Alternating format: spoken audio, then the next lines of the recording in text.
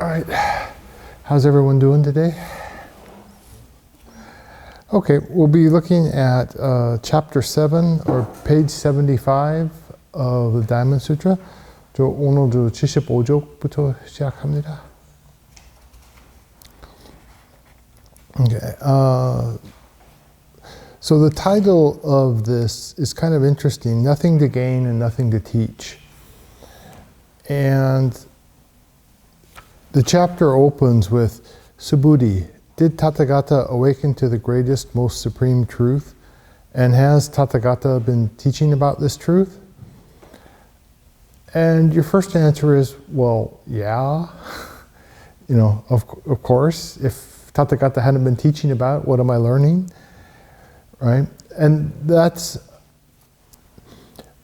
this is one of those things where at a dualistic level, that's what it looks like, right? At a dualistic level, there's communication going back and forth. There's something that starts with me, and it goes there, and it finishes with you. And then maybe it comes back as understanding or energy from you. But there's something, you can say, it feels like there's something going back and forth, right? The teacher tells you something that you didn't know, and you write it down, and now you do know it. So at one level, it definitely seems like something's going back and forth. But as we read this, it's pretty clear that while that's true, the Buddha wants us to know that at a deeper level, there's no separation. Right? There's no separate you to hear and me to tell you something, or you to teach me and me to learn. Fundamentally, there's no separation there. So there's nothing that went or came. There's no going or coming, and there's nothing that went or came. So any idea that I taught you is fundamentally a dualistic idea. At some level, functionally, we have to have that, right? We say, okay, I need to learn more. I need to know more. I need to figure out how to do a better job with my life, with school, with whatever. And so I need to learn something. And it's not a bad outlook at all. Learn something new every day, right? But that's not the deepest level of reality. That's not the deepest level of functioning. And it's still, you're still not free from the idea that there's a separate I that's learning and a separate you that's teaching. And we saw that last week. Actually, let me just check one thing real quick. We saw that last week where the Buddha said, if you're searching for, quote, the truth, or truth, and I'm searching for the truth, then you're going to fall into discriminations and divisions and all of the problems that come from that kind of dualistic thinking. Because you're starting from the point of view, I am looking for the truth. And that may be how we have to start, right? Probably everybody has to start that way. But once we realize, oh, wait a minute, we have to move beyond this. We have to transcend this idea that I'm looking for the truth. The way Sunim always used to say it was, she said, let go of both sides. Right? Let go of this thing I'm trying to find, and let go of me. Let go of, I'm the one who wants to do that. And that's really the only way forward. I told this story before in different talks, but for years, every time I tried to, it's like, I'm going to practice diligently. Today is the day of Buddha's enlightenment. Or today is, in Korean, Jungjin. I don't know what the English is.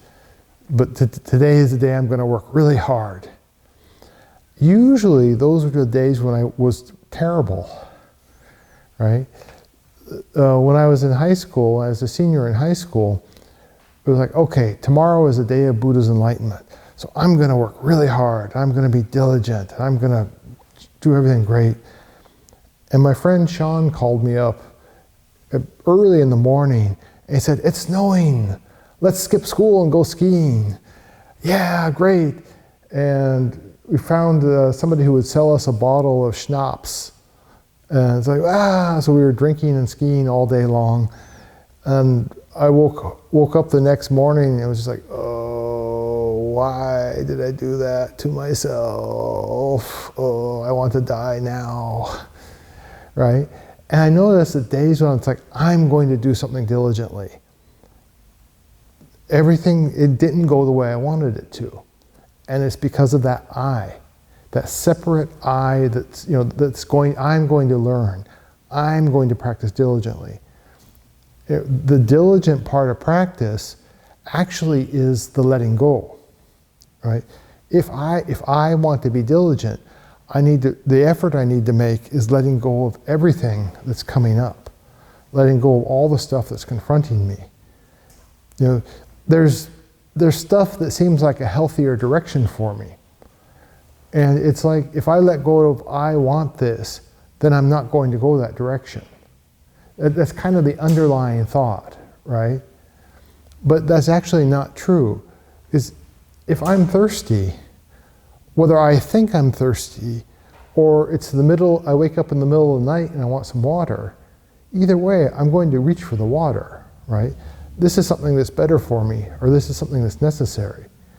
And so I'm going to move in that direction.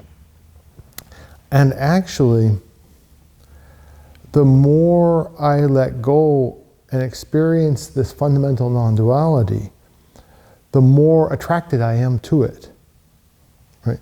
The more that sense of greater connection appeals to me, and the less things like dualistic thinking appeal to me, right? It's like, it's the same principle in Buddhism, we call it prenatal education, or in Korean, taegyo. It's like if an unborn child experiences this non-dualistic connection, this sense of connection, then to the extent, the more they've experienced that, the more they're going to be drawn towards that in life, right? They're going to be less interested in the dualistic kind of harmful things because they've tasted something better, right? They were like, wait a minute, this seems like kind of fun now, but I experienced there's something better, and I'd rather have that if I can. And so it's the same thing with the lives in our body. If they've experienced this greater sense of connection, they're automatically drawn to that. And the thing about this sense of connection, this non-dualistic connection, is it's fundamentally harmonious, right? It's fundamentally non-harmful, because every other life is known as my life, right? Every other body is known as my body. So I'm 100% automatically more reluctant to hurt other people. And if I'm not hurting other people, they're also not threatened by me. I'm much more likely to be in harmful or adversarial relationships with other people. So it just happens naturally. The thing about that is you have to keep this is where the precepts are always handy, because they give you an outer boundary of what's helpful or what's harmful to you.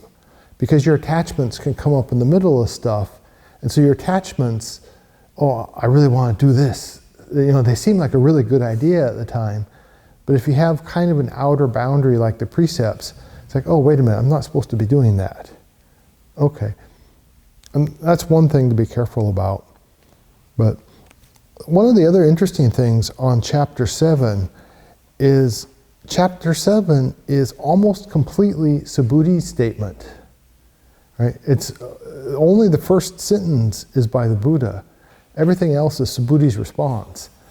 And the Buddha never corrects Subhuti, right? The Buddha never says, "Chamkan, just a minute." The Buddha lets him speak, And that's the end of it. So from the perspective of what he's saying, I think we have to assume that he's correct here. Right? It's not the Buddha himself, but the Buddha makes no objection, no complaint. So this is the Buddha's like, yep, you got the point. So and Subhuti starts. I'll go ahead and read the first paragraph here. Subhuti replied, "Although my eyes and ears are still dark, and I haven't clearly seen this for myself, it appears to me that, according to what you have explained, concepts such as awakening to the greatest, most supreme truth are just labels, not the essence itself. Further, it's impossible to hold something and say, this is what Tathagata has taught. Why? It can't be said that Tathagata teaches something or doesn't teach something.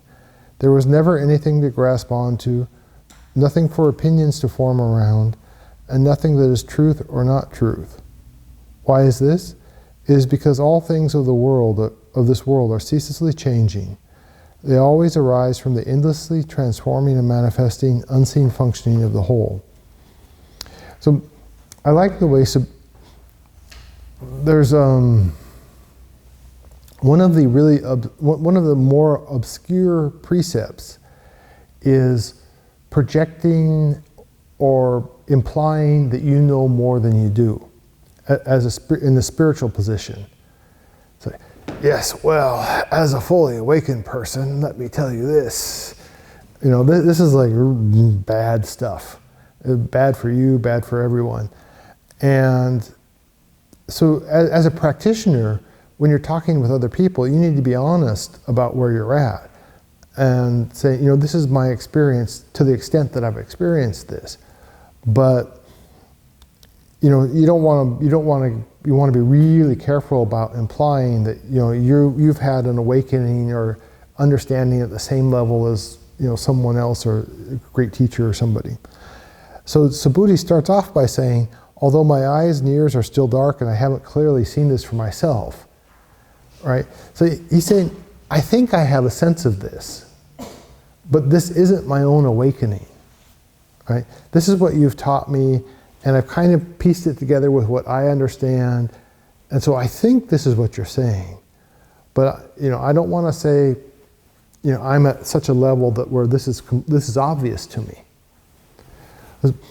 One of the really interesting things about the way Daehaeng Sunim taught spiritual practice is, she said, entrust stuff and then observe what happens. And then try to apply that and then keep entrusting and go forward. Well, the thing is you can wind up doing a lot of inference.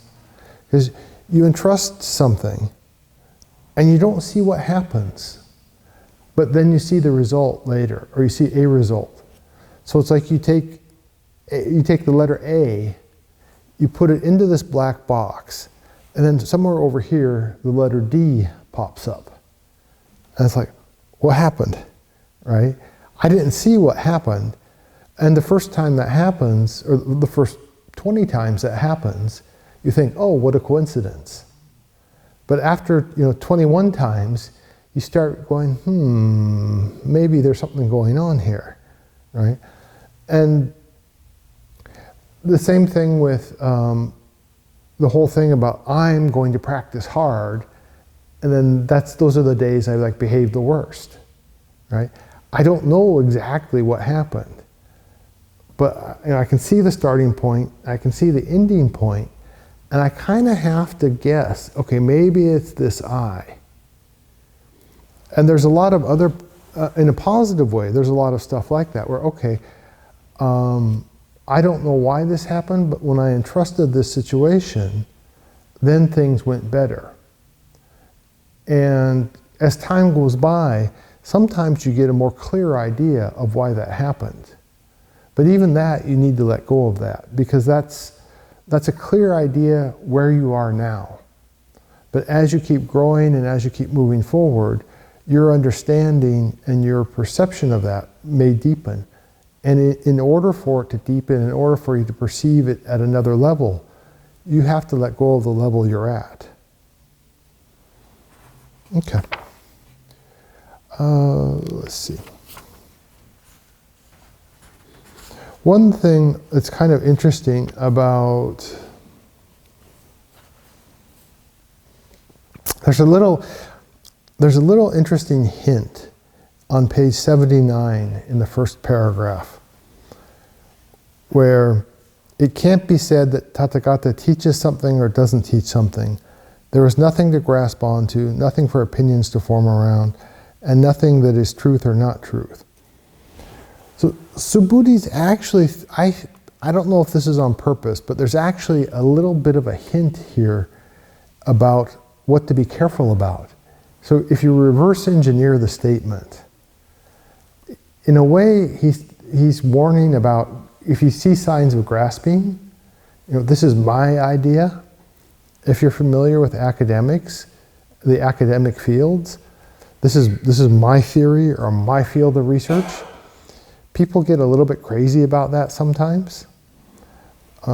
Likewise, there's nothing to form opinions around. Sometimes people really get caught up in opinions about the right way or what this means or doesn't mean. Likewise, I'm going to look for the truth, or trying to formulate the perfect expression of something, because that's an aspect that you want it to stay still. Let me find the key that will always work. But this is what Subhuti's saying. There's nothing standing still. Everything's ceaselessly changing. So if we notice these kinds of urges arising within us, this is a hint that it's like, oh, I need to let go of that. That desire to grasp onto something, that urge to defend my opinion. It's like, oh, okay, I need to relax that and let it go. Okay, these are both, chapter 7 and chapter 8 are both very short. So let's move on to chapter 8. It's on page 81. 저 81쪽. So, everything arises from the functioning of one mind, this non-dual whole. Well, if you wanted to give yourself a mantra, right? Just a mantra that you could repeat to yourself, 3 times a day or 5 times a day or whatever. Everything arises from the functioning of one mind would be a pretty good one. Just input that, remind all the lives that exist inside of you. Everything arises from the functioning of one mind. Just the chapter titles in this are pretty amazing. This is chapter 8 is one of the places where you might be tempted to say that Daehaeng Sunim's translation of the Diamond Sutra diverges from traditional translations. But I think it might be more accurate to say it's got a little bit of extra depth that clarifies it. So I'll go ahead and read the first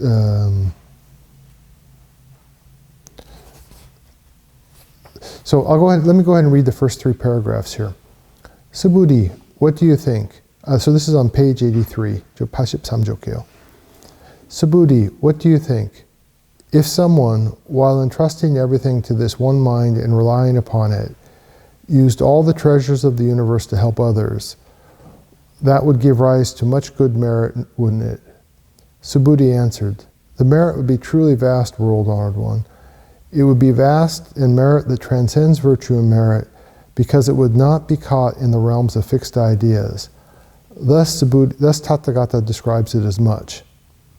Likewise, Subhuti, should someone, understanding that these verses are describing the interconnected flowing whole, work at reflecting upon them and applying them, teaching others that all lives and things of this world are one, then the results of that will become virtue and merit that transcends any conception of virtue and merit. So I'll go, why is this Subhuti? In doing this, the one mind of all Buddhas, the supreme, bright, utterly true functioning of one mind, which is expressed in all the sutras, becomes one with you, and with this, the benefits of this non-dual functioning of one mind spread far and wide.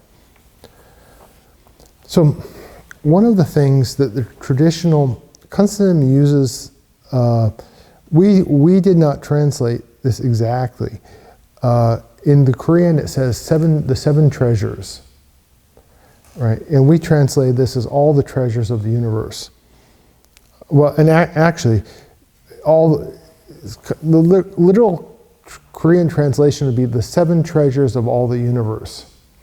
And we just skipped the seven because there's other places where Sunim uses the word seven treasures, but she uses it, she says the seven treasures of mind, the seven treasures of one mind. And she never actually, this is embarrassing, nobody bothered to ask her what the seven treasures of mind were. I think maybe everybody felt like that was being unnecessarily picky, but it's one of those things that, 10 years too late, you're going, oh shoot, I should have asked her what those were, actually. But traditionally, these follow a different interpretation. I think this comes from general Indian thought, or obviously Indian background. But if you ask them, traditional dictionaries, if you look up what the seven treasures are, they're always like gold, silver, lapis lazuli, agate, and different types of precious stones and things. Well, I think that's maybe a common version of the seven treasures, very materialistic version of the seven treasures. Because if you read this context here, and it's interesting because if you read this context here, there's no idea you're giving gold or money, right? It's right in the second paragraph. It's saying this giving would not be caught up in the realm of fixed ideas, and the idea that this might be a little bit facetious, but the idea that Subhuti or the Buddha's disciples or just random people would be carrying around a bunch of gold and silver and all this stuff is like not really, right? Maybe a king or somebody might be expected, or a very rich merchant might be expected to be somebody you could give this much gold or who could give this much stuff. But if these seven treasures are from mind, right, then everybody can give them. Everybody can make this kind of offering.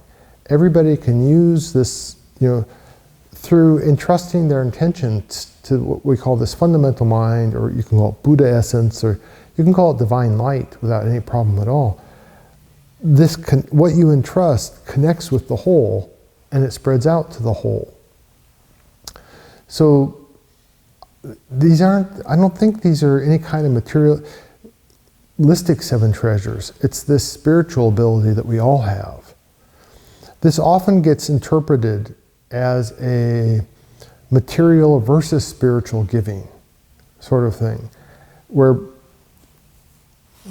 I think the interpretation is perhaps a little bit forced on the text, where it's like, if you gave a lot of money, would that be a good thing? Oh yes, that would be a good thing. Well, if you gave without any thought of giving, in English formless giving, or in Korean mujusang boshi, right? If you gave like this, then that would be so much better. But in this translation by Daehaeng Sunim, there's no better, right? There's just saying the person who's giving all this from the beginning is giving it through mind, is giving it connected to one mind. And so there's, And so there's this kind of great virtue and merit that comes from that.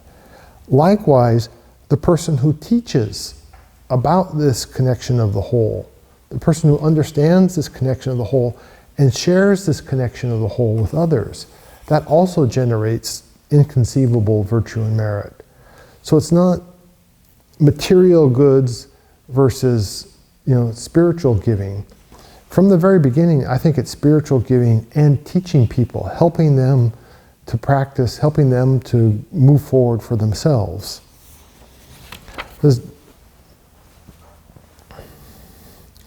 very much the case where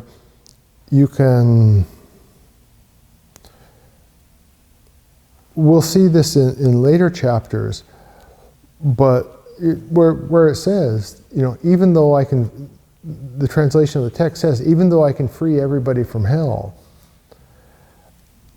I can't keep them out of hell, right?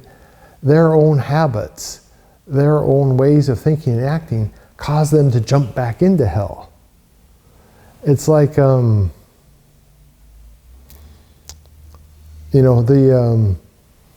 unfortunate case that we often see, I won't go there, but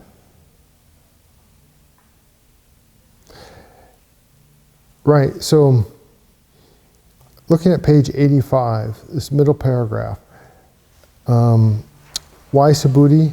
Because in doing this, the one mind of all Buddhas, this supreme, bright, utterly true function in one mind, which is expressed in all the sutras, becomes one with you. And with this, the benefits of this non-dual functioning in one mind spread far and wide. So, as I connect, it's like putting a drop of food dye in water, right? If it's just me, I'm over here, one little cup of water, me, that food dye only spreads to the one cup. But if I go to the reservoir, right, the holding tank, and I put a drop of food dye into it, it spreads throughout the whole thing. So one good action, one good thought, one harmonious thought, connected to this one mind, this fundamental mind I have, hits the whole instantly because there's no separation. There's no coming or going, there's no division there. And so it naturally generates the most benefit, but I'm also part of that, so the benefit of that is also comes to me as well. And there's also the whole idea that these, just regardless of whatever benefit I get from helping others, even if there were no others, even if there was no helping others, just me stepping out of my own dualistic thinking is very freeing, is very refreshing for me. And so even if there was nobody else to be helped by that, just me doing that is worth doing that for myself. Okay. And I think that's everything I wanted to say today. Okay. We will pick up on, we'll go to the group discussions now and start with chapter 9 next week. All right. But like I said, by all means, feel free to write this out on your own. You can write out the whole text, but also just try to summarize what's the important point here. Don't try to write all the important points, or just say I'm going to write down 3 or 4 important points, and kind of organize it in your head what's going on here. Because even in English, even in Korean, the sentence structures here and everything are quite complex. It's a very deep idea, a very complex structure. So a little bit of reorganizing and trying to focus on what's the immediate point that strikes me can be very helpful. All right. Thank you very much.